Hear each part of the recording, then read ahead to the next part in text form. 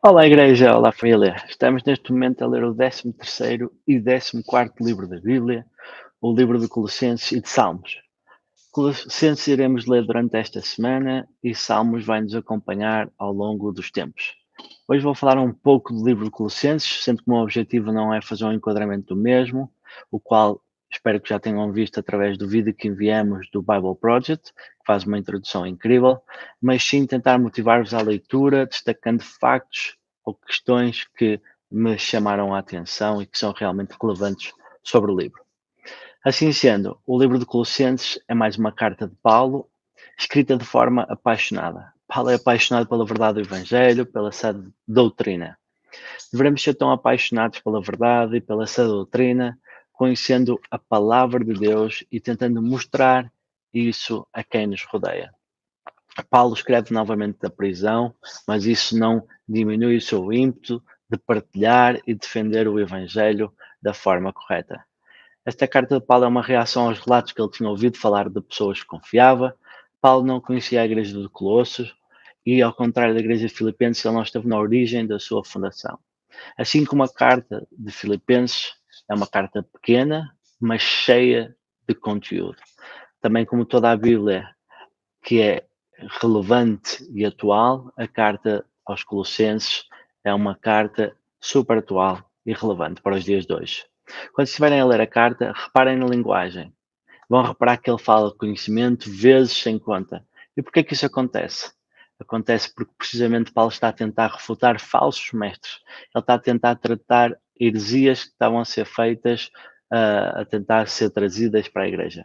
Esses falsos mestres misturavam filosofia grega com filosofia judaica, legalismo, miticismo, para criar o que eles pensavam ser um evangelho mais poderoso, mostrando quase que Jesus não era suficiente. Que coisa triste. Mas se vemos bem, é tão, mas tão atual. Vemos infelizmente isso acontecer nos dias de hoje.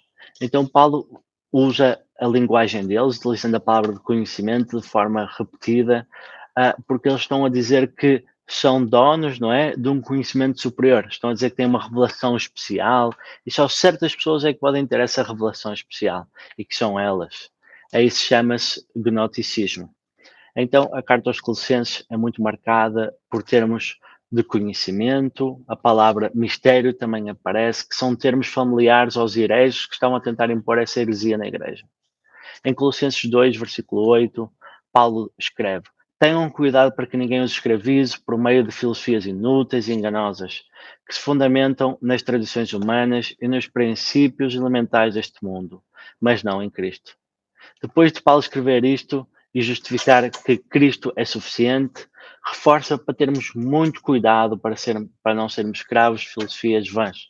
Como pastor, infelizmente, vejo muitas pessoas a tentarem, porque são bons falantes, têm carisma, e começam a entrar exatamente nesta ideia do gnosticismo, acham-se especiais e que dominam o conhecimento além. O Evangelho é simples. Não entramos em loucuras. Não vamos no chamado banha da cobra só porque fala bem ou porque realmente tem carisma. Não se deixem enganar. É preciso ter muito cuidado com isto dentro da igreja. É preciso que estejamos focados e que tenhamos noção. Por isso é importante conhecer a palavra que Cristo é superior e suficiente a tudo. Então, andando um bocadinho atrás, vemos que Paulo deixa isso bem claro em Colossenses 1, versículo 15, aí nesses versículos que vão até ao versículo 20, mas agora vamos ler apenas o 15, que são um hino incrível à suficiência de Cristo. Ele diz assim: Ele é, falando de Jesus, a imagem do Deus invisível, o primogênito sobre toda a criação. O primogênito, quando ele usa esta palavra, está-se a referir que ele é acima de todas as coisas. Na hierarquia, na ordem de que está a falar, ele é o primeiro. Se vamos se vamos criar aqui alguma hierarquia dentro da igreja, ok? Estamos a falar que ele está acima de tudo, ele não se mistura, ele está no topo da qualificação. E reparem que esta palavra refere-se à primeira preeminência, ou seja, ele é primeiro de tudo, ok? Ele está acima de tudo. Não apenas que tentemos confundir Jesus com esses deuses semidivinos.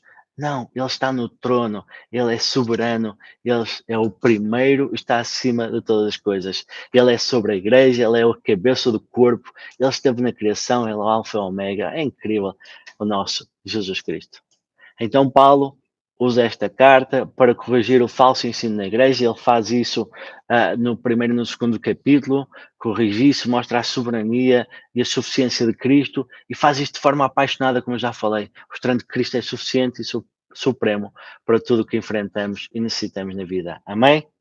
Paulo, nos dois primeiros assuntos, nos dois primeiros capítulos, então, corrige esta heresia e depois no capítulo 13 e 4 dá indicações como se deve viver uma vida de forma santa, viver de acordo com a vontade de Deus para nós, discípulos de Cristo. Em Colossenses 3, versículo 1 a 3, ele escreve: Portanto, já que vocês ressuscitaram com Cristo, dediquem-se às coisas que são do alto, onde Cristo está assentado à direita de Deus. Pensem nas coisas do alto, não das coisas da terra, pois vocês morreram e a vida de vocês está escondida com Cristo em Deus. Amém. Que frase ou que versículos incríveis, mostrando verdadeiramente como é que nós devemos viver, olhando para o alto, pensando nas coisas do alto, vivendo a nossa cidadania, a cidadania do Reino dos Céus. Por fim, antes de terminar, gostava só de vos incentivar a que possam ver o vídeo que vou deixar na descrição dos comentários abaixo, um vídeo do projeto Sola, que é praticamente, tem ali uma outra adição, mas praticamente os versículos desta exaltação que Paulo faz à supremacia de Deus, em Colossenses 1, 15 a 20. Ouçam essa música, deliciem-se e deem honra e glória ao nosso grande Deus. Boas leituras e Deus abençoe.